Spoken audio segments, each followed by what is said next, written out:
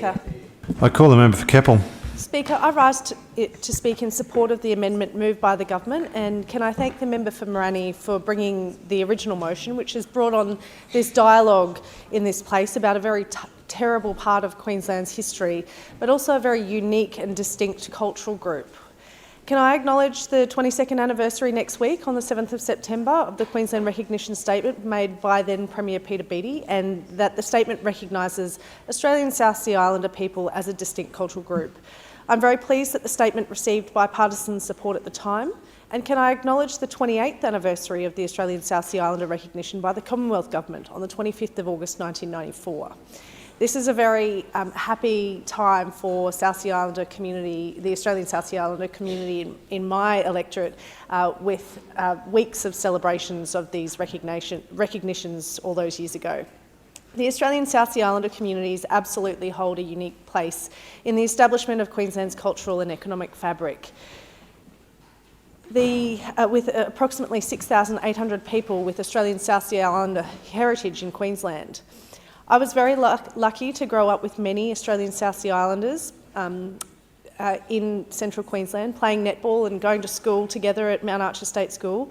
I think back fondly to those memories and still those friends I have today. But Deputy Speaker, I'm ashamed to say that despite growing up alongside so many Australian South Sea Islanders in my community, it wasn't until I was an adult that I learned about the truth about what happened to them and their ancestors. Over 50,000 people, predominantly men, came from some 80 Pacific islands, primarily Vanuatu and the Solomon Islands, and the majority were kidnapped, blackbirded or deceived into coming here.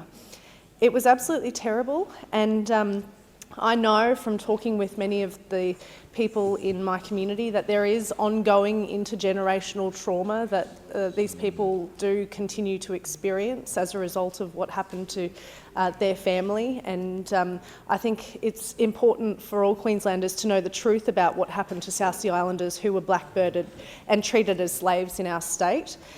I think, that quote that those who cannot learn from history are doomed to repeat it, or those who do not remember their past are condemned to repeat their mistakes. Those who fail to learn from the mistakes of their predecessors are destined to repeat them, I think are really pertinent in this instance, that telling the truth means that then we know and understand our history and are less likely to repeat it. We're less likely to be condemned to repeat it. So talking about what actually happened, being honest about what happened, and having it implemented into our schools and education systems as well.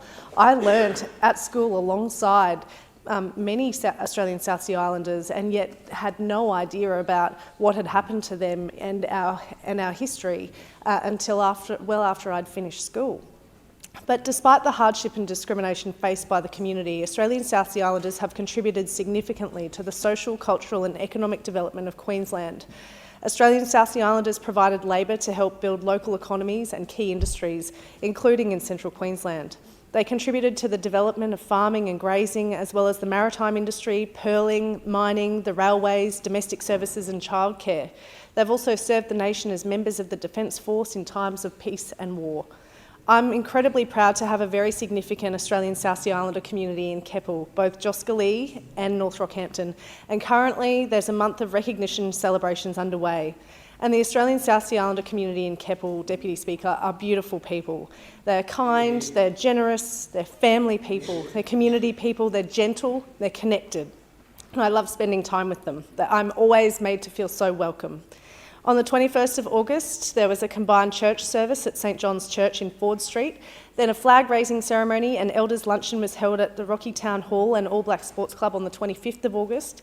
The Joscalee community celebrated on the 27th of August with a welcome to country by Auntie Sally Vivi and entertainment by the Solomon Boys. Then on the 28th of August was the Rockhampton Australian South Sea Islander Community Association hosted its Recognition Day celebrations at the Rassick Hall in Bersica. Uncle Boise Little and Auntie Tasha Bicky provided beautiful entertainment and an array of food. I'm told that the cooks worked for hours to prepare all kinds of delicious dishes, which included a whopping 75 kilos of roasted veggies, 35 kilos of 5 types of roast meats, yummy side salads, and 4 hot dishes: chicken stir fry, curry, spaghetti bolognese and rice. Deputy Speaker, can I thank the Australian South Sea Islander community in my community, and I commend the amendment to the House.